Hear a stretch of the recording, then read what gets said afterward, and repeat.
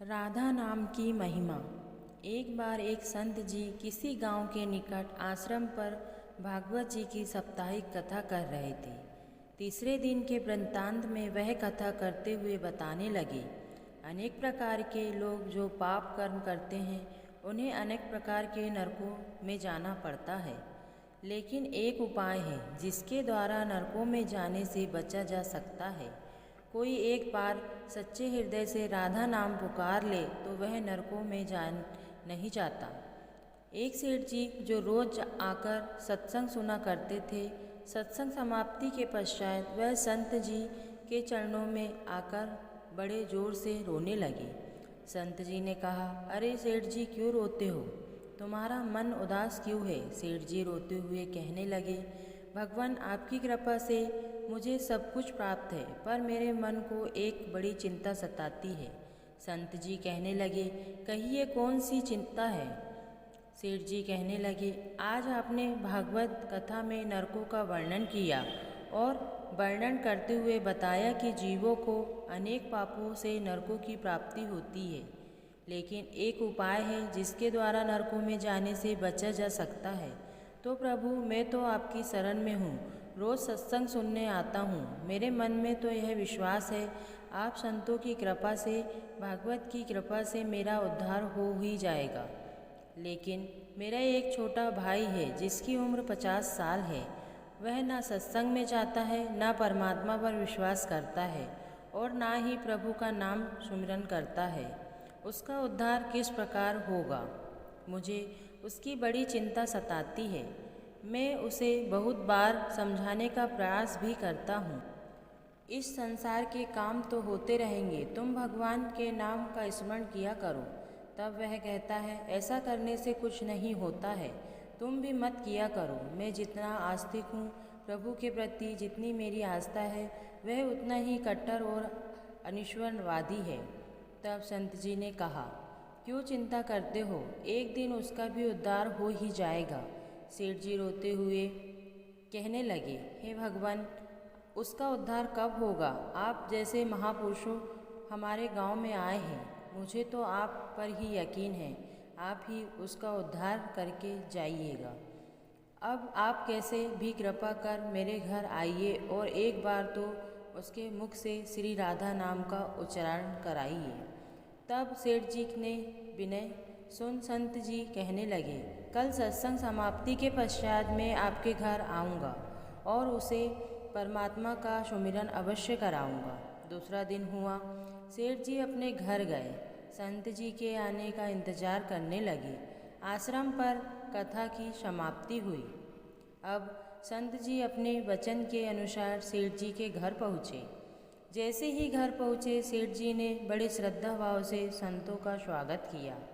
उन्होंने अपने भाई को बुलाकर कहा, संत जी आज हमारे घर पधारे हैं, उनका दर्शन कर लो। वह अंदर से बैठे बैठे कहने लगा, मुझे ना किसी संत से मिलना है और ना ही भगवान से मिलने की इच्छा। तुम ही उनकी सेवा करो और तुम ही उनका पेट भरो। संत जी ने जब यह वचन सुने, सेठ जी रोते हुए कहने लगे, भगवान जी, देखा आपने, आपके सामने ही आपका अपमान कर रहा है। संत जी कहने लगे, सेठ जी ख्याल न कीजिए, सब कुछ अच्छा होगा। अब सेठ को दिलासा देते हुए संत जी पलंग से उतरे और उसके भाई के कक्ष में आ गए और उसके कंधों पर हाथ रखकर कहने लगे, और बताओ आज तक कितना कमाया? वह संत जी को इस प्रकार अपने नज़दीक देखकर कहने लगा, अपना हाथ मेरे कंधों से हटाओ। मैं ना तो संतों को मानता हूँ, ना भगवान को मानता हूँ। लोग जितने आस्तिक होते हैं, मैं उतना ही कट्टर नास्तिक हूँ। मैं भगवान को नहीं मानने वाला हूँ। आप मेरे नज़दीक क्यों आए हैं? संत जी कहने लगे, मैं तो अपना काम करने आया हूँ। संतों का काम होता है लोगों का उद्धार करना। आज तुम्हारे उद्धार का कार्य मिला है तो अवश्य करके ही जाऊँगा। वह सेठ का भाई भी बड़ा कट्टर था। वह कहने लगा, आपको किसी का भी उद्धार करना है कर लीजिए, पर मेरा उद्धार आप नहीं कर सकते। मैं कुछ भी नहीं करने वाला हूँ। सेठ के भाई को देखकर संत जी मुस्कुराकर कहने लगे, एक बार राधे राधे बोल दो। वह सेठ जी का भाई कहने लगा, मैं कुछ नहीं बोलूँगा। संत जी ने फिर कहा, राधे राधे बोल दो। वह कहने लगा, नहीं कहूँगा। फिर संत जी ने कहा, राधे राधे बोलो।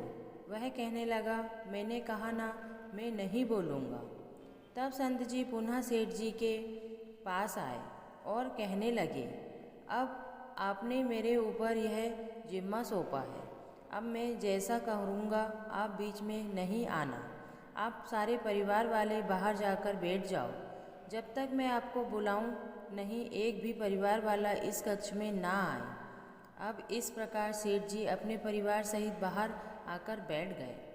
अब कक्ष में सिर्फ संत जी और सेठ जी का भाई था। संत जी ने पुनः प्रेम से कहा, अरे भैया एक बार राधे राधे बोल दो। वह कहने लगा, मैंने आपसे मना किया ना, मैं नहीं कहता हूँ।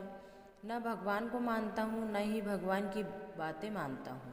मैं कट्टर नास्तिक हूँ। संत जी पुनः उसे प्रेम से हंसते हुए कहने लगे, जितने तुम कट्टर नास्तिक हो मैं उतना ही आस्तिक हूँ। मैंने अगर निश्चय कर लिया है तुम्हारे मुख से राधा नाम सुनकर ही जाऊँगा, और पक्का समझ लेना कि तुम्हारे मुख से राधा नाम निकलेगा। वह कहने लगा, आप कितना ही प्रयास कर लो, मैं एक बार भी नाम नहीं लेने वाला हूँ। अब संत महापुरुष होते हो तो बड़े दयालु हो, पर लीला मात्र उन्होंने क्या किया। उस सेठ के भाई का हाथ पकड़ा और हाथ पकड़कर जोर से घुमाने लगे। अब वह सेठ ठहरा 50 साल का, वृद्ध अवस्था थी। संत भी वृद्ध थे, पर संतों के अंदर भक्ति का तेज होता है। उन्होंने जोर से उसके भाई का हाथ घुमाया, मरोड़ दिया। हाथ घुमाकर संत जी फिर कहने लगे, कहो राधे राधे। वह कहने लगा, नहीं कहूँगा। अब तो संत जी ने जोर से हाथ घुमाकर सेठ के भाई को जमीन पर पटक दिया और खुद उसके पेट पर चढ़कर बैठ गए। और संत जी फिर कहने लगे, बोलो राधे राधे। वह फिर कहने लगा, नहीं कहूँगा। अब तो संत जी ने उसके दोनों हाथ पकड़कर उसके पैरों को बांध दिया और कहने लगे, कहो राधे राधे। अब ऐसी अवस्था में वह सोचने लगता है, यह संत तो मुझे मार ही देंगे। तब उसने बिना इच्छा के एक बार ऐसे ही कह दिया, राधे राधे। जैसे ही उसने राधे राधे कहा, संत जी ने उसके हाथ पैर खोल दिए। उसके बंधनों को छोड़कर बाहर आकर कहने लगे, सेठ जी आपका कल्याण हो गया, आपके भाई का भी कल्याण हो गया। सेठ जी कहने लगे, अंदर से बहुत तेज आवाज़ें आ रही थी। कहने लगे, आपने काम ही ऐसा दिया था। आपने कहा वह नास्तिक है, कभी कुछ बोलता ही नहीं। आज आपके भाई ने राधे राधे नाम का उच्चारण कर लिया है, उसका कल्याण हो गया। अब मैं जा रहा हूँ, कल से पुनः मेरी कथा है। अब संत जी तो अपने स्थान पर लौट आए। सेठ का भाई जमीन से उठकर अपने भाई से कहने लगा, यह कैसे संत है, मुझसे झगड़ा करने आ गए, मेरे ऊपर चढ़कर बैठ गए और कहने लगे, अगर राधे राधे का नाम उच्चारण नहीं करोगे तो मैं तुम्हारे ऊपर ऐसे बैठे रहूँगा। अब उसकी बातें सुन सेठ जी तो हंसने लगे। वे हंसते हुए मन से भगवान को धन्यवाद देते हुए कहने लगे, हे प्रभु, आपके संत भी बड़े दयालु हैं, खुद कष्ट सहकर भी लोगों का कल्याण करते हैं। समय व्यतीत होता गया। मुश्किल से 5-6 महीने गुजरे होंगे। अचानक एक दिन छोटे भाई का देहांत हो गया। शरीर समाप्ति के पश्चात आत्मा शरीर से अलग हो जाती है। वह आत्मा ही ऊपर यमराज के पास जाकर सारे हिसाब किताब देती है। अब इस व्यक्ति का हिसाब किताब खोला गया। यमराज ने चित्रगुप्त से कहा, जो आज इंसान हमारे पास लाया गया है, इसका हिसाब क्या है? चित्रगुप्त कर्मों का हिसाब देखकर बताने लगा, हे भगवान, इसने अपने जीवन में कभी परमात्मा का नाम सुमिरन नहीं किया है। सदा पाप ही पाप किए हैं, इसे तो सीधे नर्क भेज दिया जाए। अब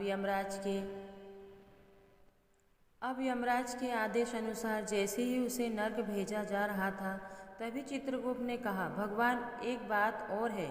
यमराज जी ने कहा, कौन सी बात? चित्रगुप्त ने कहा, भगवान एक बार संतों के कहने पर इसने राधा नाम का उच्चारण किया था। अब एक बार राधा नाम का उच्चारण यमराज के दूतों ने कहा, थोड़ी देर रुक जाइए, इसका हिसाब किया जाएगा, इसके बाद ही इसे नरक में भेजा जाएगा। यमराज ने पुनः चित्रगुप्त से कहा, जल्दी से इसका हिसाब देखो और कहीं इसने परमात्मा का नाम उच्चारण तो नहीं किया है। चित्रगुप्त ने फिर से पुनः सारा हिसाब देखा और देखकर कहने लगा, भगवान इसने एक बार जो नाम उच्चारण किया है वह संतों के भय से किया था, दिल से भी नहीं किया था। पर एक बार राधा नाम का उच्चारण किया है, जीवन पाप में अब क्या किया जाए? तब यमराज ने उसी इंसान से पूछा, एक बात बताओ, हम तुम्हें पहले राधा नाम उच्चारण का फल दे दें या तुम्हें नरकों में भेज दिया जाए? तब वह भक्त हाथ जोड़कर कहने लगा, भगवान नरक में तो जाना ही है, इससे अच्छा है आप मुझे एक बार राधा नाम उच्चारण का फल दे दें, फिर मुझे जहाँ चाहो भेज देना। अभी यमराज जी अपनी पुस्तक खोलकर देखने लगे कि एक बार राधा नाम उच्चारण का फल क्या है। उन्होंने सारी पुस्तकें खोल दी पर उन्हें कहीं फल दिखाई नहीं दिया। तब वह विचार करने लगे, एक बार राधा नाम उच्चारण का फल तो मुझे पता ही नहीं है। तब वह अपनी शंका के निवारण करने के लिए उस भक्त को अपने साथ लेकर स्वर्गलोक में आ गए। स्वर्ग में आकर यमराज ने इंद्रदेव से कहा, हे इंद्रदेव, मुझे बताइए एक बार राधा नाम उच्चारण करने का क्या फल है? तब इंद्रदेव ने बहुत प्रयास किया पर उन्हें भी इसका फल पता नहीं चला। तब वह सब देवता मिलकर ब्रह्मदेव के पास आए। ब्रह्मदेव ने जब उन सबको देखा तब ब्रह्मदेव उनसे पूछने लगे, यह आपके साथ इंसान कौन है? तब इंद्रदेव कहने लगे, भगवान इसने एक बार राधा नाम का उच्चारण किया है, बाकी सारा में तो पता नहीं राधा नाम उच्चारण का फल क्या है, इसलिए हम आपके पास आए हैं। तब ब्रह्मा जी ने भी बड़ा प्रयास किया, राधा नाम उच्चारण का फल क्या है, अब उन्हें भी पता नहीं चला। तब वह ब्रह्मदेव कहने लगे, हम सब मिलकर इसे अपने साथ लेकर भगवान शंकर जी के पास चलते हैं। तब वह भगवान शंकर जी के पास पहुँचे। भगवान शंकर जी से प्रार्थना कर कहने लगे, हे महादेव, इस इंसान ने सारा जीवन पाप किया है, बस एक बार संतों के कहने पर राधा नाम का उच्चारण किया है। अब आप बताइए एक बार राधा नाम उच्चारण का क्या फल मिलता है? तब ब्रह्म महादेव जी ने बड़ा प्रयास किया पर वह भी राधा नाम की महिमा को बता ना सके। तब शंकर जी कहने लगे, अब हमें भगवान श्री कृष्ण के पास चलना पड़ेगा क्योंकि वही राधा तत्व को जानते हैं। ऐसा सोचकर सब देवी देवता भगवान शंकर के साथ मिलकर उस इंसान की आत्मा को लेकर भगवान श्री कृष्ण के गोलोक धाम में पहुँचे। गोलोक धाम में भगवान श्री कृष्ण राधा जी के साथ अपने आसन पर विराजमान थे। भगवान श्री कृष्ण ने सब देवी देवताओं का सम्मान किया और उनसे पूछा, आज अचानक से आने का कारण क्या है? तब भगवान शंकर हाथ जोड़कर कहने लगे, हे भगवान, यह इंसान इसे धरती से लाया गया है। इसने अपने जीवन में अनेक पाप किए हैं पर एक बार राधा नाम का उच्चारण किया था। यमराज जी पता ना कर सके कि एक बार राधा नाम उच्चारण का फल क्या है। तब वह इसकी जानकारी लेने के लिए इसके साथ इंद्र जी के पास स्वर्ग में आ गए। फिर स्वर्ग से होते हुए ब्रह्मलोक आए, फिर ब्रह्मलोक से होते हुए यहाँ मेरे पास पहुँचे। अब मैं इन सबको अपने साथ ले आपके पास आया हूँ। अब आप बताइए एक बार राधा नाम उच्चारण का क्या फल हो सकता है? जब इस प्रकार बातें चल रही थी तब श्री कृष्ण के पास बैठी राधा रानी बड़े जोर से हंसने लगी। तब श्री कृष्ण ने कहा, हे राधिका, क्यों हंसती हो? तब राधिका कहने लगी, हे भगवान, यह अभी तक राधा नाम का महत्व समझ नहीं सके हैं। तब भगवान शंकर जी कहने लगे, हे महारानी, राधिका के नाम का क्या असर है, आप हमें बताइएगा। तब राधिका जी कहने लगी, हे महादेव, आप खुद सोचिए, इस व्यक्ति ने एक बार राधा का नाम जपा, वह एक बार राधिका के नाम जपने से स्वर्गलोक की सैर करके आया, ब्रह्मदेव का ब्रह्मलोक में दर्शन करके आया, आपके महादेव लोक में आपका इसने दर्शन किया है। आज एक बार उच्चारण के प्रभाव से यह आप सबको साथ लेकर हमारे गोलोक धाम में आया है, मेरे दर्शन और श्री कृष्ण का पूजन कर रहा है।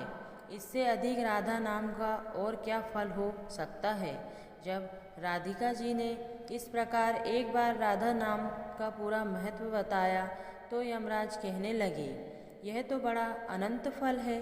जो व्यक्ति नरकों में जाने वाला था वह एक बार उच्चारण से सब लोकों की यात्रा कर भगवान श्री कृष्ण और राधा रानी के चरणों में उपस्थित हो गया है।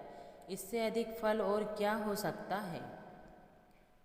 तभी फिर से यमराज कहने लगे, भगवान, क्या अब इसे नरकों में जाने की आवश्यकता नहीं है? तब श्री कृष्ण जी कहने लगे, हे धर्मराज, जिसने एक बार राधा रानी के चरणों का दर्शन कर लिया हो वह तो कभी नर्क में जा ही नहीं सकता है। तब वह भक्त जो वहाँ पर राधा रानी के दर्शन कर रहा था वह कहने लगा, हे महारानी, मैंने तो संतों के भय में आकर आपका राधा नाम उच्चारण किया था, पर जो सच्चे हृदय से आपके नाम का उच्चारण करते हैं उन्हें तो जीवन में कोई भय होगा ही नहीं। वह तो नरकों की यात्रा में कभी निकलेंगे ही नहीं, वह तो सीधा आपके चरणों में ही समा जाएंगे। तो इतना महत्व है एक बार राधा नाम के उच्चारण का। तो सच्चे हृदय से जो एक बार इस प्रकार कह दे, राधे राधे श्याम मिला दे, तो राधा नाम का उच्चारण करते ही परमात्मा का साक्षात दर्शन हो जाता है। अगर आपको वीडियो पसंद आई हो तो हमारे चैनल को ज़रूर सब्सक्राइब कीजिए और कमेंट्स बॉक्स में राधे राधे ज़रूर लिखिए।